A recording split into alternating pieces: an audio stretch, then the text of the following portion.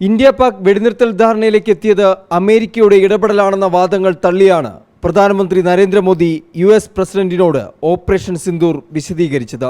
India Pak വെടിനിർത്തൽ ധാരണയിലേക്ക് എത്തിയത് പാകിസ്ഥാന്റെ അഭ്യർത്ഥന മാനിച്ച്. സൈനിക ചാനൽ വഴിയായിരുന്നു ആ ചർച്ചകൾ. വെടിനിർത്തൽ ധാരണയ്ക്ക് പിന്നിൽ അമേരിക്കയുടെ മധ്യസ്ഥ ചർച്ചകൾ ഉണ്ടായിട്ടില്ല എന്ന് പ്രധാനമന്ത്രി നരേന്ദ്രമോദി US പ്രസിഡന്റ് ഡൊണാൾഡ് ട്രംപിനോട് പറഞ്ഞു. प्रधानमंत्री मोदी ने जोर देकर कहा कि भारत ने न तो कभी मध्यस्थता स्वीकार की थी, न करता है और न ही कभी करेगा. ഇന്ത്യ ഒരിക്കലും മധ്യസ്ഥത സ്വീകരിച്ചിട്ടില്ല. ഇന്ത്യ പാക് വിഷയത്തിൽ രാജ്യത്തിനകത്ത് രാഷ്ട്രീയ ഐക്യമുണ്ടെന്നും നരേന്ദ്രമോദി.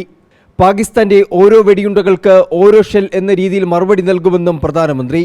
35 മിനിറ്റോളമായിരുന്നു നരേന്ദ്രമോദിയും ഡൊണാൾഡ് ട്രംപും തമ്മിലുള്ള ഫോൺ സംഭാഷണം. ഇന്ന് US പ്രസിഡന്റുമായി പാകിസ്ഥാൻ സൈനിക മേധാവി ജനറൽ അസീം മുനീർ കൂടിക്കാഴ്ച നടത്താനിരിക്കെയാണ് ഭീകരതയ്ക്കെതിരായ ഇന്ത്യയുടെ നയം പ്രധാനമന്ത്രി ട്രംപിനെ അറിയിച്ചത്. G7 ഉച്ചകോടിയിൽ നിന്ന് US പ്രസിഡന്റ് ട്രംപ് നേരത്തെ മടങ്ങിയതോടെയാണ് പ്രധാനമന്ത്രി നരേന്ദ്രമോദിയുമായുള്ള ഉഭയകക്ഷി ചർച്ചകൾ നടക്കാതെ പോയത്.